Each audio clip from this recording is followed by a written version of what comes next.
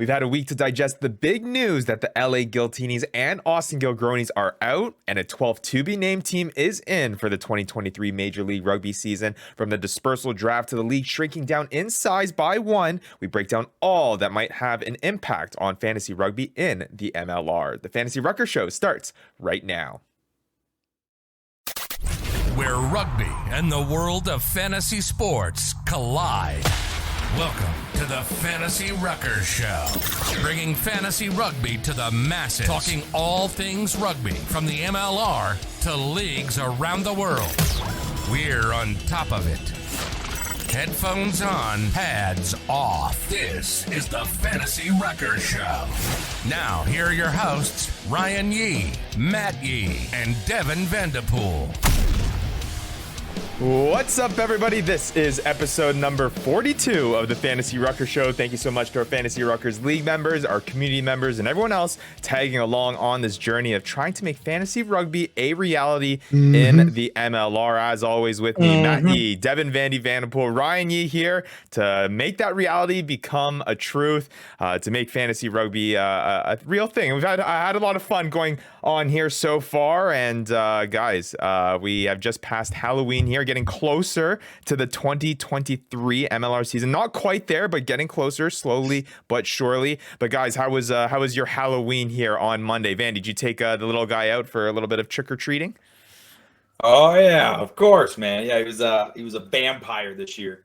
A vampire, okay. That's right. That's Okay. right. Count Dracula, boys.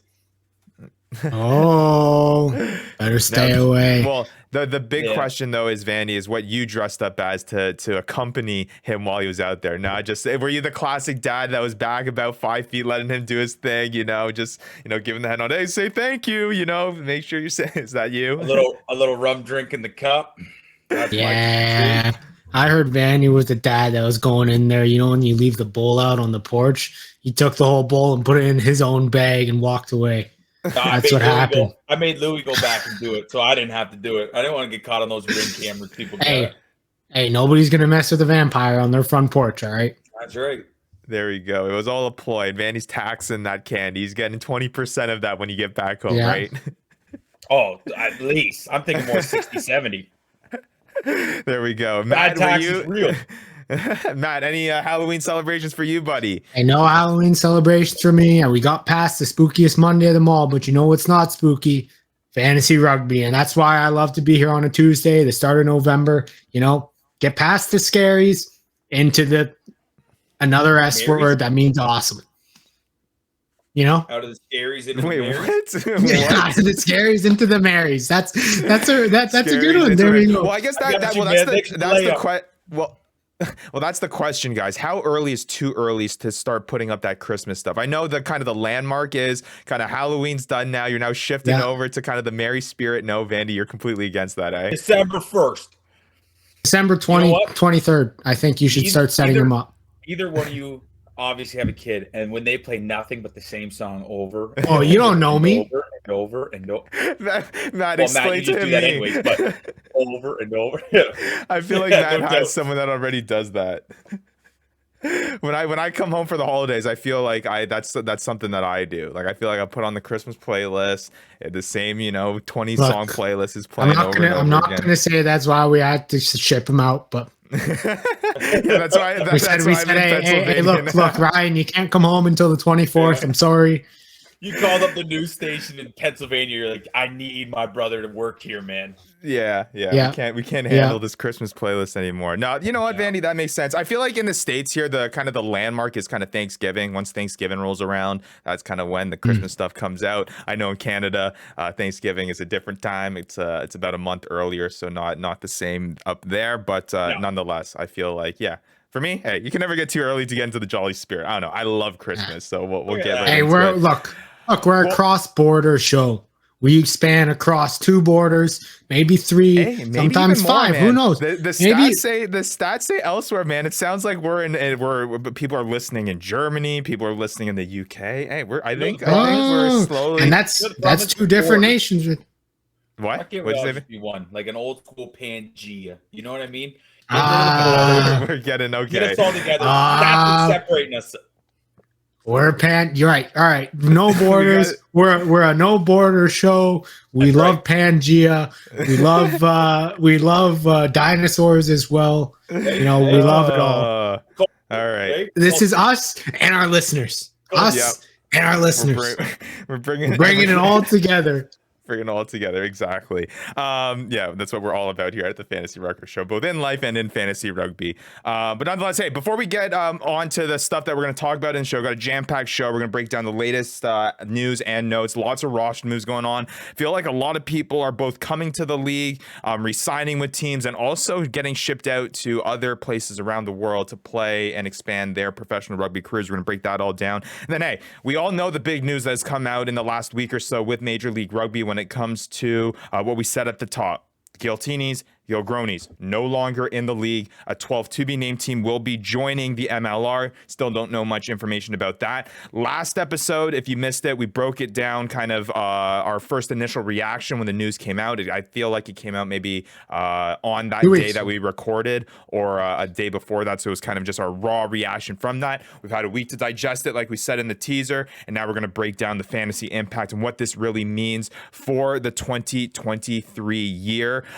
So it should be interesting. It should be fun to kind of figure out what this all means for the world of fantasy rugby. But hey, if you aren't yet, though, make sure you're following us at the Fantasy Ruckers, both on Twitter, Instagram, Facebook, and on YouTube. You can find us there. And then also, we are all on Discord as well. We got a great community there that likes to discuss the latest happenings in Major League Rugby, the rugby world, with all the things happening with the World Cup, the Women's World Cup going on, and all that stuff. And then, hey, that is where you're also going to hear all the latest happenings when it comes to the Fantasy Ruckers League. If we expand, if there's open spots, that's where we're going to announce it. So you'll want to be following us at all those social media channels to make sure you do get your spot when you have that opportunity. Because we've had a whole bunch of people reach out to us saying, hey, when's that open spot happening? When can we play fantasy rugby? When can we play fantasy MLR? Unfortunately, we're not at that point quite as of yet.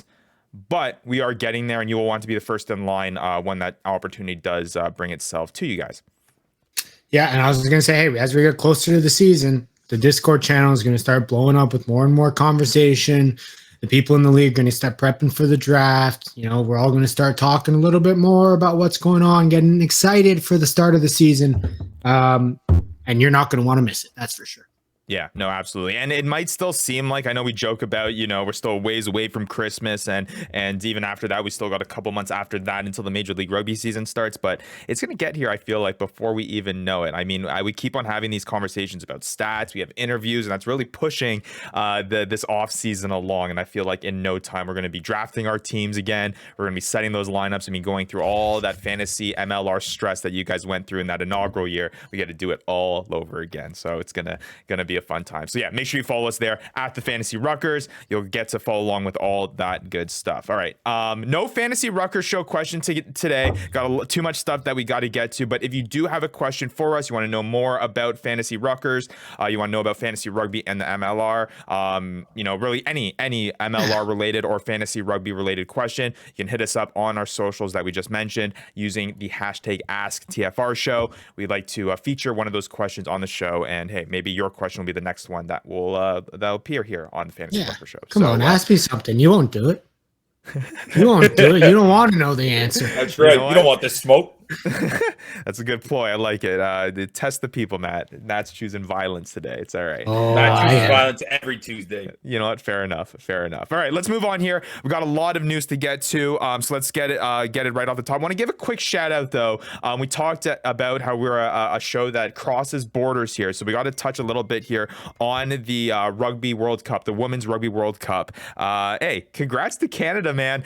They are advancing to the semifinal with a big win over the USA Eagles women's team. A big 32-11 victory. Gotta love beating those Americans. Oh, see, I knew, Vandy, I knew you were gonna say something. I don't know, Matt. You can kind of help me here. I feel like I'm in a little bit of an identity crisis, because I know for you maybe it's a little bit different because you were a part of the Rugby Canada system, but for me, born and raised in Canada, now living here in the United States. Obviously, I'm always going to cheer for the red and white, always going to cheer for the maple leaf. But, you know, we do have a little bit of a affinity to the American side down here. So it's tough to see, you know, we'd like to see success on both sides, I feel like.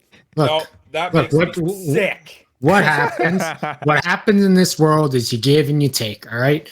The Canadian woman beat the U.S. woman, you know, make it to the semifinals. Awesome. But then you look at the Canadian men, and those guys are, I don't even know, they're playing Namibia instead of even trying to qualify for the World Cup, where U.S. has actually got a shot to go into the World Cup. So, hey, you give and take. You win some, you lose some. You support Canadians in one space, but you support Americans in the other. You know, you win both. There you go. And, You know what? and yeah. Ryan, you know how many Canadian World Juniors we watched together? Well, okay, Olympic but it's Games. different. It's different, though. I don't know, man. It's. I feel like with us, You know how being many on times this I had to show shovel your Audi out of the driveway? Huh? You spit on Canadian sports like that. All right. But hey, I got to give a shout out though to also, I guess, to Rugby Morning. Got to give a shout out to Fitzy. He's probably not too happy about the rugby, the USA Rugby's loss there. Right, and then Hey, Fitz, you got to get over it. Yeah. got to get over it there. The men's team's probably going to lose too. Sorry to break it to you. Haven't seen his email yet with the update of that loss that they took with the 32-11 update. I'm looking forward to seeing what that does say. Vandy, you're right. Maybe I gotta buy a little bit more into the red and white. Can't let the red, blue, and white, you know. Hey, hold on. While we're just take over. While we're on the international topic. Yeah. All right, just quick, and maybe, you know, there's no Ask TFR question for the day, so fine. Don't ask me anything. I'm going to ask you something. Okay, I'm going to ask you something. People something, man. All right. Ask the people something. If the U.S. men do not make it and qualify into the World Cup, yeah, does that deem the MLR as some sort of failure? I feel like we had this conversation before. Does this mean that the MLR? Does this mean that the MLR? I'm not saying we have to. I'm not. Look, we're not getting into this today. We're not. You didn't ask me that. If you asked me that, we would get into that. Sure. But I'm asking you that, and you got to respond. All right, the people. See, man, you got to respond. Okay. So we'll leave it as a hanging question. Violence. We'll see that. That's the ask the TFR people show question. And remember, no matter what continent, we're all one continent. Okay, well, we'll circle back. Yeah, Pangea. We'll circle back to that. I feel like broken. Like I feel like there's a lot to unpack there with that question, Maddie. So we'll circle back to that. No, we don't have to. We don't have to. Right. We don't have to unpack. Leave it for the people. It's the people. So I'll be waiting in the Discord chat, people. I'll be waiting there to fire back. All right, there we go. So let's move on to some of the bigger news and notes here. So yeah, congrats again to the Rugby Canada women's team for that big W, and good luck this Saturday. They take on England. Canada. Keep it moving, Vandy. Keep it moving. Canada. Let's go. Canada, the greatest country in the world, Vandy. You know you're going to hear it from me. All right. Moving on here. I hope that makes you happy. But yeah, they have their semifinal against the, I guess, what would you call the motherland, England.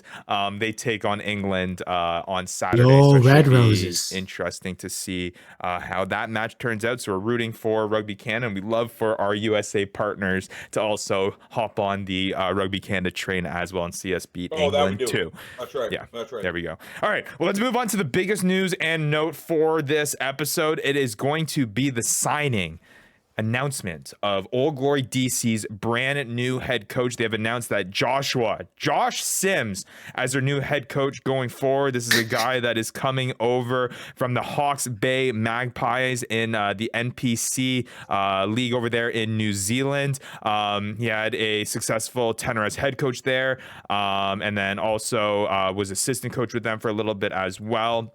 Led the team to the NPC playoffs. Matt, you have a lot of familiarity with the NPC league there. Kind of a good signing here for Old Glory DC. What are your thoughts?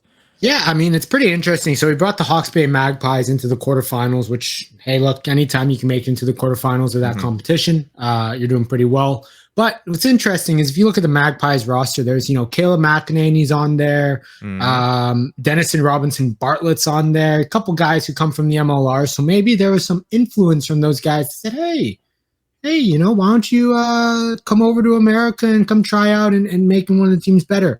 But I think it's a great signing for Old Glory DC, a team that struggled the past year, and finding a guy that's going to help them build a culture and really help improve that squad. And it's interesting because I feel like, in Matt, we talked about this pre-episode about this wave, I guess, of new coaches coming to the MLR. There were a lot of vacant positions coming out of this 2022 season. Obviously, the Dallas Jackals were looking for a head coach. The Utah Warriors were looking for a head coach. Now, obviously, Old Glory DC was looking for a head coach. But to see some of these guys not necessarily picked up and signed from homegrown leagues here, stateside or in Canada, but you're seeing guys coming from overseas leagues moving here to the MLR. I mean, we mentioned Dallas Jackals head coach naming the Argentine Augustin Cavalieri as their head coach, and then now we have a guy coming from New Zealand in Josh Sims to Old Glory DC. A thing, Matt, do you think that is benefiting the league here? A thing that you think is going to grow the talent and make the league as a whole better for the MLR? I mean, look, and I'm going to be pretty blunt here, is the coaching pool and the coaching training and the coaching experience here is just not the same as what some of these guys are experiencing overseas, especially those guys that are coming from, professional competitions. The more coaches that we can pull in from overseas, and I think these coaches are willing to be part of taking on the challenge of growing this game in North America. The more coaches that we can get overseas, I think it will only improve the quality of play that we see on the field. And Vandy, for you who may not be as experienced in kind of the international rugby scene, what's interesting when it comes to that is that your head coach does not necessarily need to be from the nation that you are coaching. So Rugby Canada's head coach does not need to be Canadian. USA's head coach does not need to be American. I believe Eddie Jones, right? He's Australian, right? And he coaches England. So there are a lot of I guess kind of interplays there. So just because we're bringing coaches from overseas league doesn't mean that it's not at a detriment to the coaching that is here stateside. Those are guys that may be, involved in the North American rugby development system. And hey, maybe these are some guys that you're seeing, in contention to maybe one day take over a international team here, either in Canada or in USA as well. So another dynamic to think about, Vandy. And I wasn't sure if you're aware of that. I had no Interesting idea. point. Yeah. Yeah, it's interesting. And obviously there's a lot of politics that goes behind it with people, jumping ship to different countries and things like that. It's very, very interesting, but we won't unpack that here. But yeah, look into it, Vandy. It's very interesting. All right.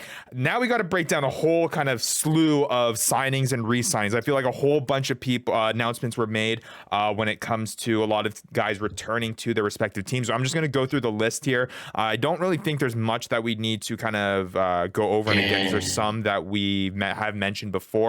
And again, we like to thank MLR Stats on Instagram, Jam Delay on Twitter, James Dealey. He has run the MLR Stats page and socials for an extended period of time here. It's been great with the content that's coming out. It's been really helpful, especially with this busy off season that I feel like we're having when it comes to movement across the league. It's been very helpful to keep track of all these kind of movements, both within the league and also outside the league with guys coming in and leaving. It's been very, very helpful. So thanks again to at MLR Stats on Instagram and Jam Delay on Twitter. So let's go through it. A couple things here. So Zion re-signed, going back to Utah. I believe we touched on that last episode. A few signings here returning to Rugby Atlanta. Martini Talapusi, George Barden, Rowan Gauss, and Ross Deacon. They're back with Rugby Atlanta. Ross Brody, we mentioned this last episode as well, returning to the Toronto Arrows.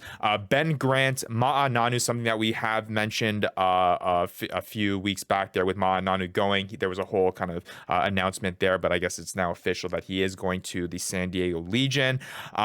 Jack Webster will be going to the NOLA Gold.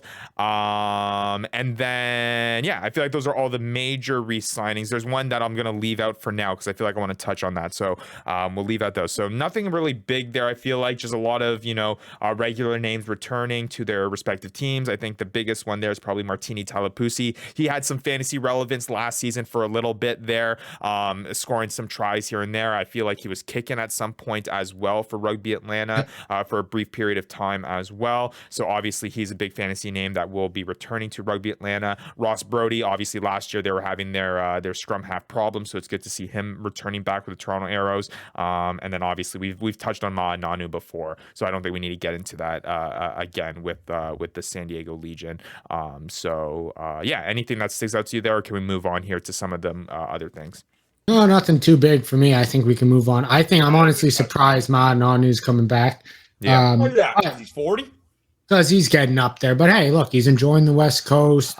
He's enjoying his time there. I cannot wait to see, especially if they end up putting Mike Teo in the centers, man, to see a Ma'a Nanu. I just want to see it once, man, even if it's just for one match. Imagine those two dudes running at you. Oh, it would be scary, man. You couldn't pay me enough. You couldn't. Yeah, it's gonna be fun to watch. That's for sure. MLR, I wouldn't go too crazy. 80K, 90K, we'll talk. Oh, okay, there we go. There we go. All right. Let's move on here to some of the guys that are moving on from the MLR. I feel like it's good to see that some of these guys are kind of using the MLR as a stepping stone. It's something that we've mentioned before. We all understand that MLR is not the tippy top of the rugby competition world, but it is a pathway for rugby players, especially North American rugby players, to make that step in their professional career. So just want to go through some guys that will be moving on to different areas. And some guys did have a pretty significant fantasy impact. The biggest one is probably Will Tucker. Matt, he is going to the Highlanders in the Super Rugby League, which what you would probably consider is one of the tippy top leagues in the entire world. So cool to see that a guy, after having a very successful stint with Rugby New York, winning that championship, now going back to New Zealand to play some Super Rugby and get experience there. Yeah, I mean, I was looking through all the rosters, and I did say this last week that, hey, look out for some of the guys that maybe went over to the NPC Bunnies Cup, who made the teams, who didn't. Highlanders are one of the teams last week who didn't release their roster. Was excited to see Will Tucker, an MLR name, on that list. I think he's the only one that really made that step up to Super Rugby. So that's great to see, and I think that's also just great for the MLR, saying, hey, look, this is possible. You can be in the MLR, and this can be a stepping stone for you to make it to one of the biggest leagues in the world. Yeah, absolutely. Evan Minturn, he's leaving Rugby Atlanta, going to the Doncaster Knights in the championship. Some bigger names moving on here. Justin Basson, who was a pretty successful name there on Rugby Atlanta. Ooh, that was nice, Vandy. That was almost commercial worthy. It sounds like you're ready. Almost sponsorship worthy. I was just gonna say, all right, but yeah, Justin Basson. He obviously had a pretty big moments here and there in the fantasy world. He goes to the Chelsea Sharks in the Ultimate Rugby Championship, and then here's the big one that I want to talk about: Marco Jan van Rensburg. Oh, he is moving on to the Challenge Cup, playing for the Cheetahs. This is a guy that has been on. I'm hurt. Top of our list here. Why are you so hurt, Matt? Well, yeah. What am I supposed to do? Look. We got Marco Jans, Vons, Mons, Cons, Mons, Cheetah Man, Ransburg, right? Oh. Right? Yeah. I had to pull out the big one because I'm not gonna be able to say that anymore. And then after that, what are we gonna lose? No Lega Mendia? What are we gonna do? We're gonna lose him too? Yeah, Queen de la Vega Mendia, he's returning to Argentina to play for the Hindi club there in the URBA top 13. I joked about it all season about the fact that there would be no Lega, that he's got no Lega Mendia. But look, now we actually have no Lega, and I'm sad. Now MLR has no Lega. So yeah, two big names obviously that are leaving the MLR. Marco Jan van Rensburg is a guy that finished pretty high in our rankings. Yeah. He finished 36th overall with 49.5 fantasy points. In those new rankings, which if you missed, a little bit of a plug here, you can go check that out. Last episode, we released and put together all those stats that we've been going over for the past couple months here, and brought them all into a brand new fantasy world. We're able to break down brand new rankings on what a 2023 season with these stats may look like, using what we saw in the 2022 year. So with that in mind, with those stats implemented, Marco Jan van Rensburg finished 65th in our ranking, so a little bit of a drop, but then you're seeing that his points went up from 49.5 to 128 total fantasy points. And then we talk about Joaquin de la Vega Mendia. He was a guy that was high in the rankings, 22nd overall, dropped down 37th in our new rankings, which is a 15 place drop, but having 56.5 fantasy points last season in our just scoring heavy format, 153.1 in the new format that we discussed last episode. And again, if you missed it, you guys can check out last episode where we do break down and go over the top 5 at each position, top 15 overall. Really, really fun episode that we went through, and it's a world that we hope comes in the 2023 year. But yeah, 2 big names, man, moving on. And those were probably guys that if they were staying on Rugby Atlanta, those were probably guys that were going to be drafted pretty highly because of the opportunity that they had over with that club, especially last year. Yeah, I mean, Jans Vons, he loves his mom, Rensburg. I mean, like, look, he was going to be a guy to draft at the hooker position. So sad to see him go, but hey. I'm not going to say that. Sad to see him go, but I'm happy for him. I mean, again, this is just more examples of guys that are using the MLR as a stepping stone to get into the bigger leagues around the world, which is awesome to see, because that just means more talent is going to want to come and be enticed to come play in the MLR. Absolutely. And I guess final question here, because I'm just noticing here as we go through all these signings, Rugby Atlanta has a lot of guys that are moving on to clubs around the world. Do you think that is a props there to Rugby Atlanta for their ability to develop these guys? I guess it's kind of a two-edged sword. You're losing high-end talent to, I guess, higher competitions, but then again, you must be doing something right if you have so many of these guys being looked at some of these high-level clubs from around the world. Or they're just making room for all these Giltini players. Well, that's what I was gonna say. That's why we got a dispersal draft. Yeah, which we will discuss in just a moment's time here. All right, just a couple more here signings that I want to get to here. The biggest one that I said that I wanted to hold off here, and I actually appreciate this club doing this, is the Seattle Seawolves, where they just say, hey, instead of slowly trickling out these re-signings, we're just gonna do it with one big announcement. So they just say, hey, here's our 22-player core pod that's returning for the 2023 year. They're all coming back. We've re-signed them, and here's the list. And it's something that I definitely appreciate, and I'm sure fantasy managers appreciate too, because now they can at least kind of look at the Seawolves and be like, hey, here are the keystone guys for this club, and these are guys that I'm probably going to be looking at in the 2023 year, especially when I'm making my draft preparations about guys that I'm looking at, guys like James Malcolm, guys like AJ Alatimu. You're seeing those guys returning to this club. There is maybe a little bit of inkling that maybe Alatimu wouldn't be returning to the Seawolves, but hey, now you got a little bit of insurance here that he will be in fact here for the 2023 year, and he's probably going to be, I can imagine, if not a top 5, a top 10 pick in the 2023 fantasy MLR draft.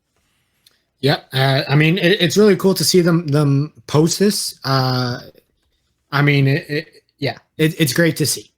I love it. It's great for fantasy managers. It's great for some clarification to know, like, hey, we've got these guys for this year, and we know that we're going to have them available in the draft for us. And fantasy aside too, I mean, I feel like the Seattle Seawolves, for one of the, I guess, what do you call it? One of the original clubs that has been in the MLR, just seems like, especially with all the success that they've seen over the years as well, making a final in this past season, let alone that as well, on top of all the championships that they've gotten. Yes, I know. Well, we're going to get to that conversation in just a bit here. But I feel like they just know how to do things right. And this was one of those things, was just like, hey, especially with just, some of the gray area when it comes to these signings, when it comes to understanding the contracts and the rosters and who is signed, who isn't signed, just to kind of have this clarification well ahead of the 2023 year. It's something that I guess us fans, and like you guys mentioned, us fantasy managers especially, do appreciate from the Seattle Seawolves. So you can check out that full list of 22 players that are returning to that team. But yeah, you notice a lot of big names on the list. Like I mentioned, AJ Alatimu, James Malcolm, Creel's on that list. Martin Iosefo, Duncan Matthews, JP Smith is AJ on that list as Alatimu. well. There you go. Mention that. There you go. JP Smith. Got it all up there. Got it all up in that brain. I had to of say yours. it twice. I had to make sure the people could see. Yeah, you want to know again? No, I don't need to hear that again. All right, let's move on here. Hold on. We gotta get to the main topic, you guys. You missed one guy. All right, the one guy that you missed. His name is Yeah, I was actually going to call him the pill popper, but hey, look, same thing, same difference. God. All right, let's move on. Hey, Come on, I just have to get that in. I have to get that in. Let's move on. Steroids are in a needle, not a pill. Same difference. Okay. All right. So just a couple more things here. A couple retirees that we have. Juan Capiello of the NOLA Gold. He retires. We tip his cap to him. And then John Sullivan as well. Rugby Atlanta. He is moving on as well. Finishing up his. Juan and Jan. See you later, boys. Juan and Jan, exactly. And Capiello is a guy, a center that I feel like did hit some fantasy lineups last season. Only 31 total fantasy points, finished about, I want to say, 88th in our fantasy rankings last season. But hey, this was a guy that was going to continue on into our next year. He racked up 132 fantasy points, which is good enough for a top 60 finish in our new rankings. So yeah, it was a guy that probably would have been looked at as well, but he's hanging up the boots and moving on. I think that's it for signings, guys. And I think I want to leave this last news and note here because it's a perfect segue into our topic that we're going to be talking about today, about the impact of everything and the whole situation that we've been discussing that's been going on in the MLR. Ben, and we touched on it last episode. And you probably at this point know what we're alluding to. It's the LA Giltinis and Austin Gilgronis being removed from the league, and the 12th team to be named will be added. MLR came out with an announcement. We had our initial reaction last episode. You can check that out in episode number 41. And we mentioned during our conversation an announcement that came out from both the Utah Warriors CEO, but then also in addition to that, an announcement that came out by the USA Rugby Players Association. And the reason why I bring this up is because, one, I want to obviously just keep everyone up to date with the latest that is happening with this situation, but also clarify that this is still a very gray area situation. We don't know much. All we're going off of are some of these things on social media. Obviously, we had, I forget who was the player that came out with some comments. I believe it was Adam Ashe, former LA Giltinis player that came out with comments last week. You have these comments coming out from the USA Rugby Players Association. So we just want to kind of recap all that. And with this latest announcement from the USA Rugby Players Association, just clarify some things here and make sure that everyone understands where we're at in this current stage of the situation. So we went over the initial announcement from USA Rugby Players Association, but they did come out with another announcement after the Utah Warriors CEO announcement from his Twitter page that said that the LA Giltinis and the Austin Gilgronis did the right thing. Now, the USA Rugby Players Association responded to that, and he said, in quotes they put in what the Utah Warriors CEO said was, focus has been and always will be on the players. And the USA Rugby Players Association quoted that and said, from the players' point of view, it certainly doesn't feel like the case. We'd love to engage with the owners to drive better outcomes for players and the league. Slide into our DMs for a collab. So obviously there's an open dialogue that they're extending in terms of trying to get this situation resolved. And we won't go into the whole politics of the situation, but we want to make clear here that what makes this so interesting, and Matt, we had a little bit of a discussion about this before the episode, and I'd love for you to kind of shine a light on this here, that this is not a typical situation, Vandy, that you know how you have the NHLPA with the NHL, you have the NFLPA with the NFL, you have designated players association that partner or are affiliated with their respective leagues. The USA Rugby Players Association is not affiliated in any way, shape, or form with Major League Rugby. They do represent U.S. rugby players, and there are players in the MLR that are in this association. But when they come out with these types of statements, you do need to take it with a grain of salt, because this is not something that is necessarily coming from all MLR players. This is not a statement that is, representative of every single player in the MLR. It's not like a union, right? Sure. It is an association. It is a union, but it's not a union that's associated with the MLR. Exactly. Like, you should have a coaches union, a players union, a refs union. Mm-hmm. Look, I don't remember ever seeing the NHLPA, the MLBPA, the NBAPA. I don't know if that's the right acronyms, but I've never seen those PAs ever ask an owner to slide into their DMs to talk. So Look, Sure, I mean, sure, the minute sure, that you say, "Hey, Good slide point. in my DMs and we can collab," Those you are would some think valid- that a players' association would have some direct line of contact to the league offices. Or they So, should have already been. I mean, they should have already communication. exactly. So, but that's to the me, point, this raises though. some. Are you really representing majority of the players? Like, I is don't this think it's really almost Right. similar to like the UFC, where each player is like a representative of himself? There's no union. Yeah. There's no. Sure, some of them are in a higher union. Usually, the guys that are on their way out, but that's what it sounds like. It's just kind of Well, and I mean, it leads to the point where there probably at some point should be a major league rugby players association. There should be some sort of thing represented, especially when we have situations like this. Clearly, is yeah. probably where we would need a players association A like lot of this the because it's time, where we're going the to do it. It's players- probably why. It's probably the why players we've get together and create the union, right? And then you get union. Yeah, dues. yeah. Well, Like, that's what when happened he's in the NHL right. in, Sure. like, 07. Yeah. Hey, Exactly. Exactly. Nanu, slide in my DMs. I'll create Hey, I'll a union. facilitate this. I mean, just think about how much maybe I wouldn't say faster because it sounds like a very legal and political situation that obviously in any case would take a lot of time to kind of resolve and get through. But just think of how much, simpler or cleaner or just, from an optics standpoint, we've discussed how bad this has looked for the MLR in terms of the lack of transparency and lack of communication, how much different that would have been if there was maybe an MLR Players Association to maybe facilitate conversations with the league to maybe not get to this point. I don't know. That's obviously just coming from someone who has a fan perspective. But yeah, there is something weird, a little bit weird about here. I did read on Reddit that, you go through the USA Rugby Players Association socials and they haven't really been necessarily that active. I know that they are recognized by World Rugby as a governing body for, representing players that play rugby in the USA on an international level.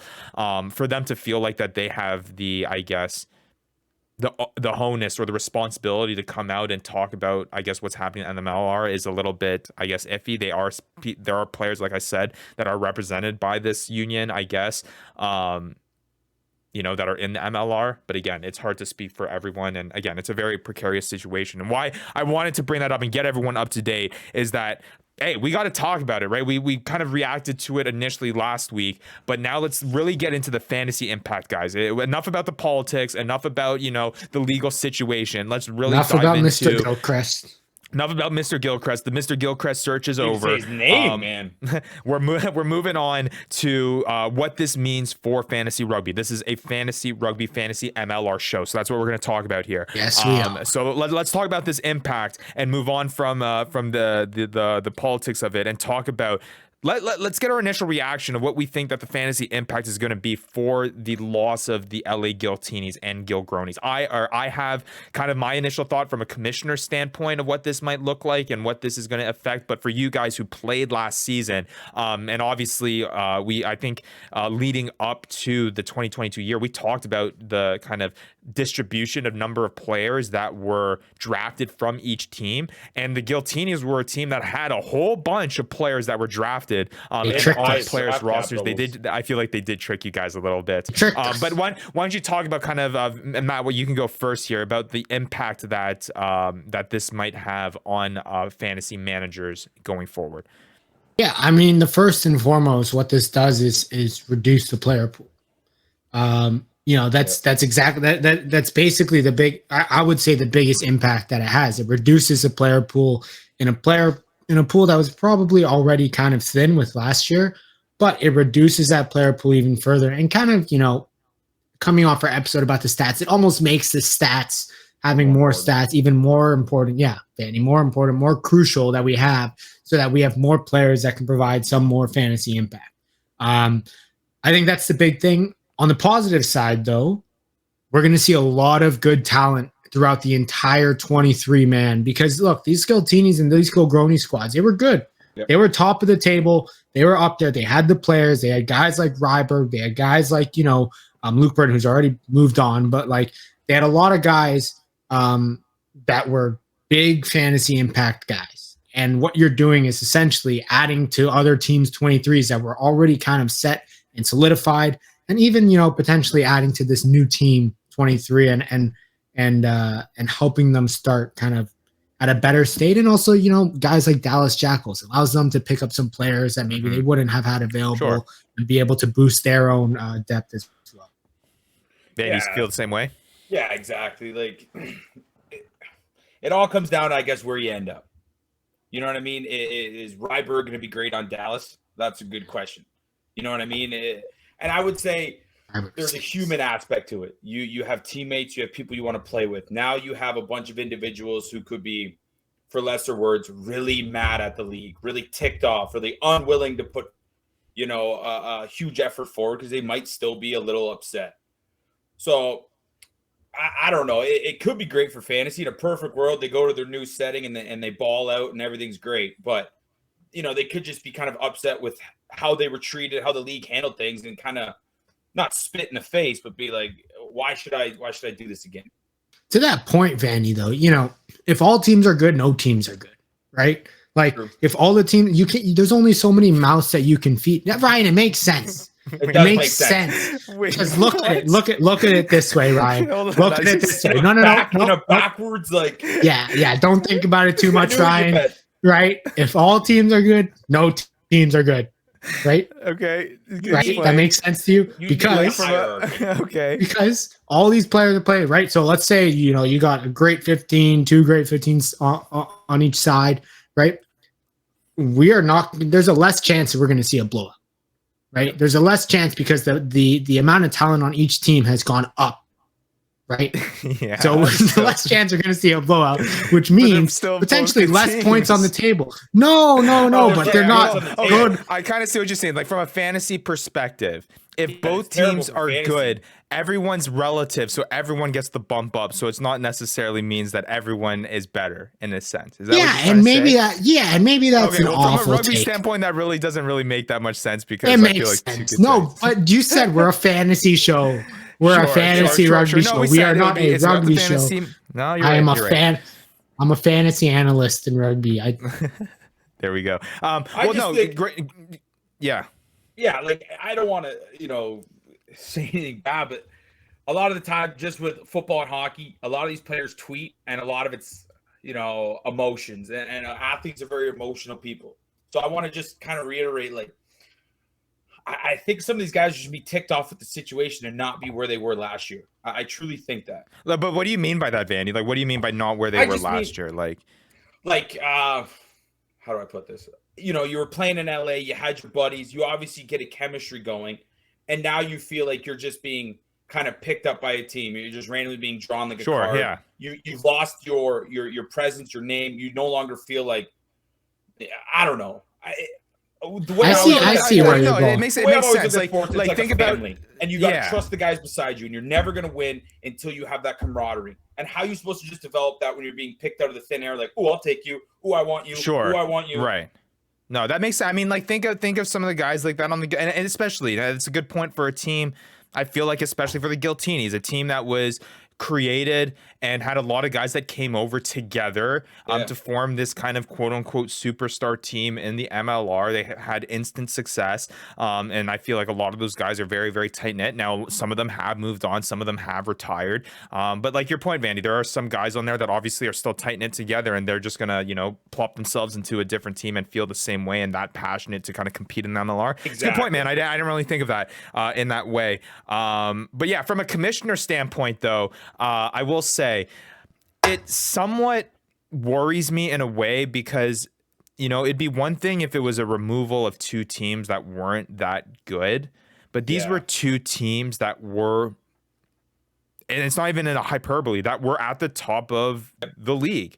These were two Western Conference teams that were dominating the league. The Giltinis, the Gilgronis last season had that undefeated stretch that they were going on that they seemed unstoppable. The Giltinis seemed like they were picking up things towards the tail end of the season, starting to really blow out some teams before obviously all that news came out about the disqualifications of both teams.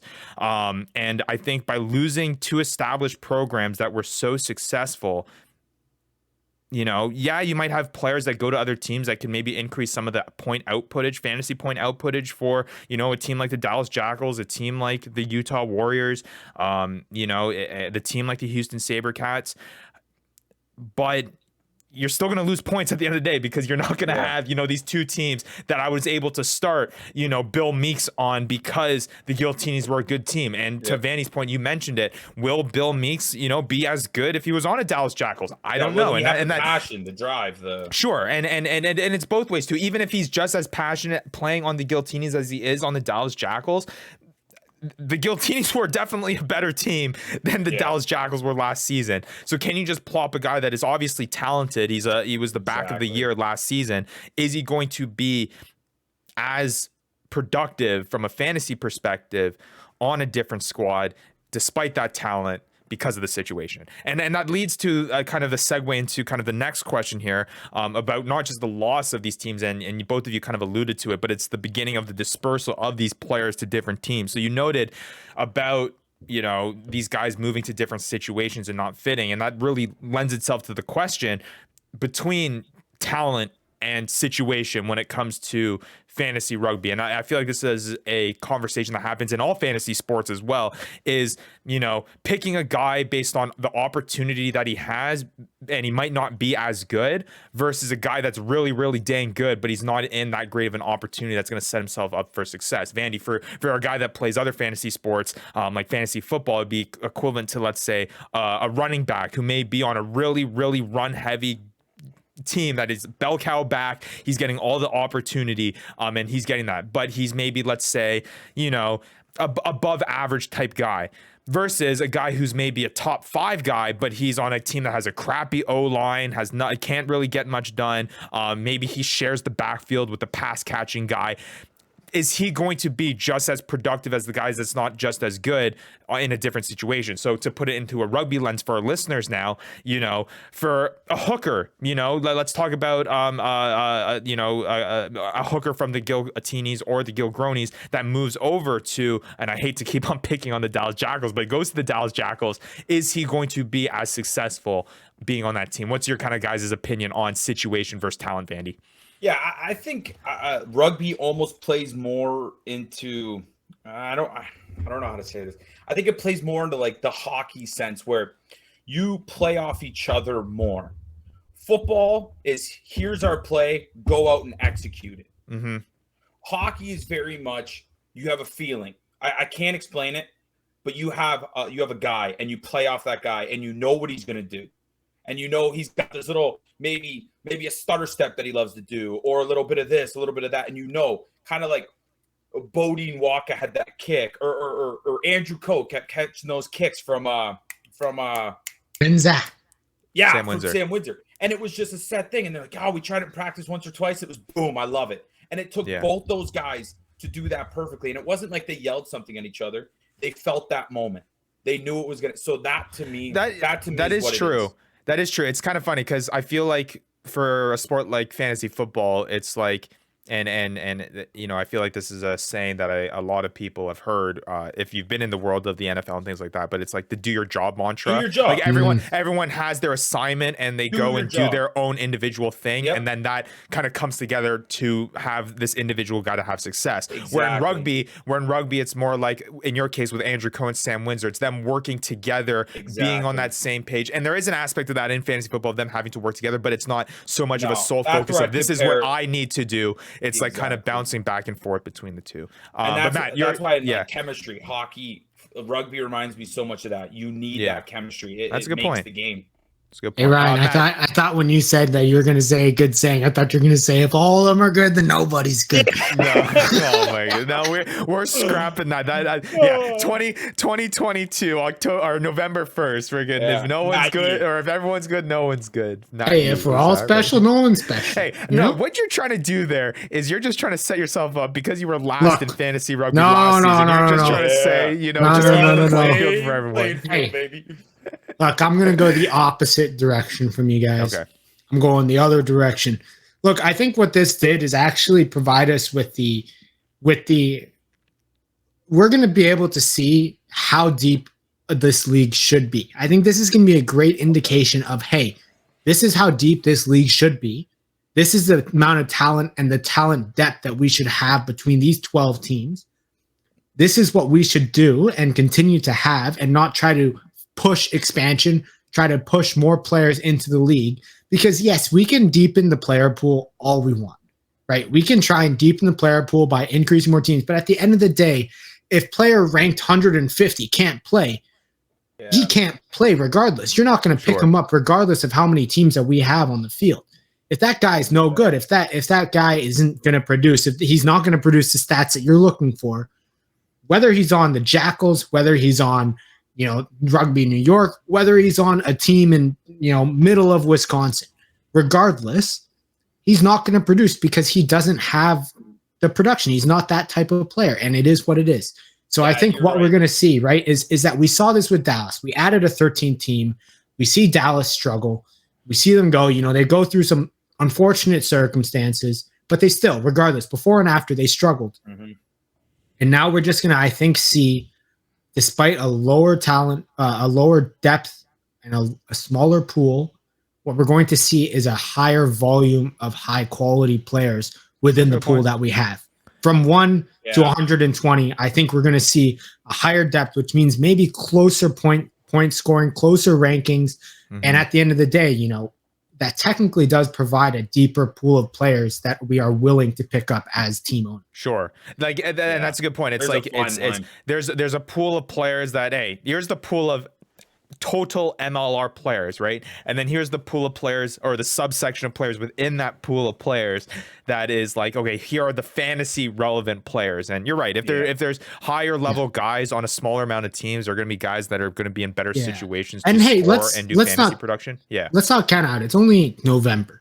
Yes, they haven't been together as much as other teams, but we've talked to guys who've been drafted. Those guys aren't even in the building yet. Those guys haven't even started really building the chemistry. Even if they have been in the building, it's been a visit. It's not like they're there full time with the rest of the team.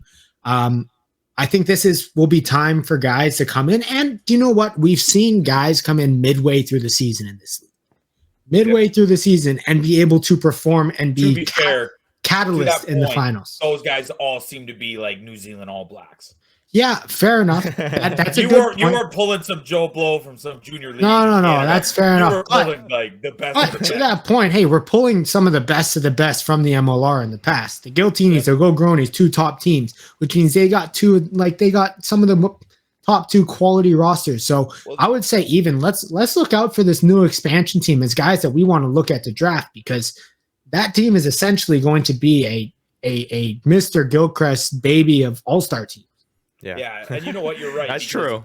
I feel like I hate to do it again, but hockey has expanded too quickly, and now there has been kind of 3 or 4 teams that, like Arizona, for example. To the listeners that follow hockey, when is the last time Arizona was even scratching a cup since they've come into existence? So Matt's got a great point where more teams, you'd think more fantasy, more players, more everything, but you don't want such a big disparity where, exactly like Dallas and the Giltinis like at the end of the day, how many guys had Dallas guys on their team? Exactly. Nobody had like Dallas one guy. There was Matarazzo maybe, and then Carlisle, I think, was the 2 guys that Napolsky, who I had him. I can't forget it. But that's 3 guys, and then we look at how many Giltini guys were picked up. How many Giltinis were on roster, right? It was like 15 out of 22 Giltinis were taken. It was ridiculous. And frankly, if we took away that Dallas team, everybody would still have almost the same guys, except me. I'd be missing 3 guys. Because Napolsky, Matarazzo. There's a reason why you finished last. Well, see, there we go. Nonetheless, I will say though, you guys make a good point. I feel like it is an interesting dynamic trying to figure out, what is the proper number of teams for a league. Especially when it comes to, I guess, a fantasy perspective and implementing a fantasy league into a professional sports league that is just trying to grow. So definitely interesting. But yeah, let's talk about kind of the addition of that new team, because we've talked about kind of the dispersal draft of going to a said team in the league, and we've talked about the removal of 2 teams. But hey, we haven't really touched on the fact that there is going to be this 12th to be named team. I guess we'll keep it short here, guys, because I feel like obviously there's still a lot of unknown. We don't know where this team is going to be. We don't know how they're going to fill their roster. We don't know how they're going to fill their roster with the players. Obviously, it's going to be a combination of, Giltinis, Gilgronis players, and obviously players that they're going to be finding on their own as well. Obviously, the draft has already passed, so they can't build in any way, shape, or form through that. So again, not much details around it, but I guess just to keep it short here, guys, for this question, is this another Dallas Jackals situation? Do you find that this 12th team probably won't have many fantasy relevant guys? They're going to be another team that is expanding in here, going to be trying to find their footing. Is it different? This is different. This isn't an expansion. We have a 12th team. We have these guys that are available from the Gilgronis and Giltinis. Have your pick. Like, but this I don't know how. If that's how it's we don't know how that's going to work, because it didn't work like that for the Dallas Jackals, right? So it did. Right, but the Dallas Jackals were an expansion. They were an expansion, right? So they are trying to add players to the pool. We have a set pool. The pool is not being expanded at all. The same players. Now we're just trying to fill them onto this one team. So I think it's a completely different situation. Like, we're going to see names that we knew, names that we known from last year are going to be on this squad here. True. It's not going to be, we didn't hear about Naposki before the Dallas Jackals. We didn't hear about, some of those guys before the Dallas Jackals. So I think this is a whole different situation, and also why, I think we're going to see these guys have some success as well. I mean, you'd love to see it. You truly would. Now, when Dallas came in, how did that work? There wasn't an expansion draft. I believe they just had they had the draft picks, obviously, going into it, and then they filled out the roster, I think, with other guys. I believe they had their draft picks, so they were the first in the draft. Okay. And then what they did was they filled their roster with signees, just like how other teams who started. So like there wasn't an expansion draft though. Like there wasn't anyone that had to sign free agents. Yeah. Only free agents. Yeah, there wasn't like you like in the NHL where there was a protection list or anything like that. So that, to Matt's point, that's why this time's a little bit different, because there's this pool of players that are now available for this league. So it's kind of, I feel like it does feel like this 12 to be named team has an opportunity to have a better footing here to start off and kind of kickstart their franchise than what the Dallas Jackals had when they were first starting, especially, and that's not even considering all the COVID crap that was going on too when they were first starting to go along. But yeah, it'll be interesting. That makes sense on why Dallas struggled as bad as they did. Sure. Yeah. No. Absolutely. I mean, that's exactly back to our point, right? Like, that's like you run out of free agents that are competitive in the MLR. Right, you run out of guys that are be able to keep up with all these international signings, with all these teams that are built. You just run out of guys. There's so many leagues around the world. You got to pull from American. You got to pull American guys. The rules say you got to pull a number of domestic guys. So rugby is not the most popular sport in the States. And there's only so many talented players in the States. That's what I was gonna. It almost seems like if you were going to buy a team, you'd almost have to have talked to some free agents already. There has to be some kind of handshake deal in place where it's like, if I buy a team, I need a couple guys here. Well, because you wouldn't just buy a team and pray that now I've bought in a team in this new MLR league and hopefully I get some guys come. I think the way that this is set up is that when teams enter the league, and obviously this is a unique circumstance where we didn't have the expectation, half a year ago that we'd be introducing a new team that we don't even know the name of yet or where it's going to be located. But nonetheless, it's weird to kind of think it out and be like, oh, okay, like this. What is this new team going to do? Yeah, it's trippy. It's trippy. Yeah, I mean, but this is a whole new situation. I think that this is completely they're starting off on a whole different foot than what the Dallas Jackals did. That's how Dallas started out. Clearly, yeah. I can see them. I can see them having immediate impact depending on the players again. I'll be interested to continue to follow the news on what this dispersal draft looks like. Also, what chance do the teams around the league have to pick up some of these guys as well, and how that affects their roster? Because honestly, I think they have to approach this so delicately. I really do. Well, this whole situation is just like they need it's been very, very weird. So Yeah. But trying to figure out kind of how to kind of navigate through this as they and there's not much time to the start of the 2023 year. If they stay, then there was a funny comment on Twitter where it was like, or on Reddit where it was like, it's gonna be very awkward if the MLR comes out with their 2023 schedule and they have a to be decided, the graphic in there for some of the games because they obviously don't have the teams. Is that what are they called, Matt? Chicago Beans. That's what they're called, the Chicago Beans, eh? That's the Chicago Silver Beans. Hey, that's not what my people told me. But and I will say, just to put a bow on this whole conversation, because obviously there's still a lot to be had about this. We still don't know the Final Fantasy impact that this is going to have. We're gonna know a lot more in the coming weeks, especially in the new year when things start to get solidified in rosters. Hopefully, people start taking note by the Seattle Seawolves and start releasing their rosters and things like that. Which, on a side note, I wonder if the release of that 22-man pod had anything to do with kind of the announcement of this dispersal draft. Could have been there. But I will say, low-key, what this is really nice that the Giltinis and Gilgronis leaving and this new team being added is that now we're back to an even number of teams. I hate Vandy, when the NHL had 31 teams. It drove me nuts. It sucked. It just didn't make any sense. You need an even amount. So... yeah, it's nice to have 12 teams. Obviously, there's going to be a team that has to move to the Eastern Conference, right? Yeah. Is that just doing the math? Is that what it is? Or they just need to know? So. It has to be a Western Conference team because it's two Western Conference teams that are leaving. Exactly. Yeah. So it's got to be. The East had one more last year anyway. Chicago is Midwest. Chicago is Midwest. But I guess you can. But look, and I'm gonna untie your bow that you just tied, Ryan, and I'm gonna tie it back up because I'm gonna tie the bow on this one. You forgot to throw out a piece of garbage, and now you got to undo the garbage. Yeah. I'm gonna untie the bow so I can tie it back up to put a fantasy wrap on this. Look, I'm gonna make a prediction right now. Don't be scared to draft these guys from the new team. It's not the same as the Dallas Jackals. Draft these guys from the new team. Don't be worried. We're gonna have more guys on teams from this new Chicago Bean team. All right. You mean if there's tie the bow?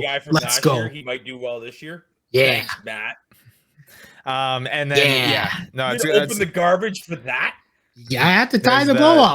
That's the lasting fantasy tip from Matt. You can take it with a grain of salt. You know his finish from before, but that's like 3 or 4 times this episode. This is crazy. Look, I think we've seen last episode clearly with the new stats. I'm the winner next year. If we get those stats, I'm winning. I had the top 5 in every position. Yeah. You make a point. Make a good point. I had them all. And lastly here, I just want to as we wrap up the fantasy impact conversation and go back to kind of the just this whole situation and how it's been playing out here. I think we're at a very pivotal moment when it comes to the MLR.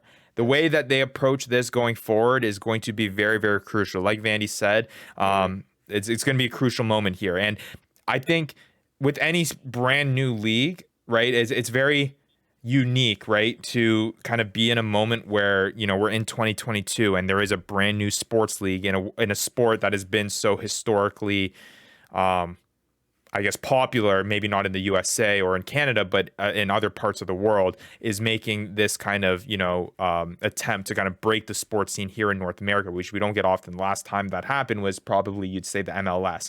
And they went through trials and tribulations through the beginning of their kind of establishment in North America. And I'm sure the NFL, the NHL, the NBA, when they were first starting, 100 or so years ago or less, within the last century, they also went through trials and tribulations and challenges when they were first kind of creating a league. So that's kind of the point that Major League Rugby's at right now, right? There's a lot of challenges that are going to come up when it comes to creating a new league, right? Sure. Whether it's, on the field and it's figuring out things there and it's figuring out the product and all that stuff and getting us the stats and things like that, or, things off the field as well, administratively, through ownership, politically, all these things, they all go into it in creating a successful league.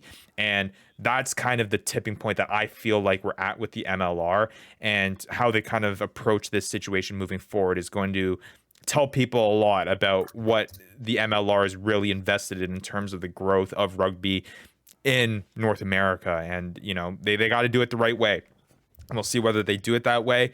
But I don't think this is out of the ordinary. It might be a very weird situation, having this whole Gilchrist situation and teams being removed. But I don't think it's weird that they are having problems, within the first 10 years of this league's creation. I think that happens. That happens with any league as you're trying to establish yourself. So, are we just going to take turns here tying bows on this bad boy, or what? Should I go next? So. Well, we talked about just. Should I come back around and untie your bow and tie another bow? I'll do it. Don't dare me. As he asked TFR question, is Matt Yee going to tie another bow on the conversation? It comes full circle. We started the show talking about if it's too early to talk about Christmas, and here we are wrapping gifts in our conversations and bows and things like that. So we'll wrap it up here. Hey, look, people, let me know. Next episode, I'll tie the bow on all the conversations. Just let me know. Ask TFR.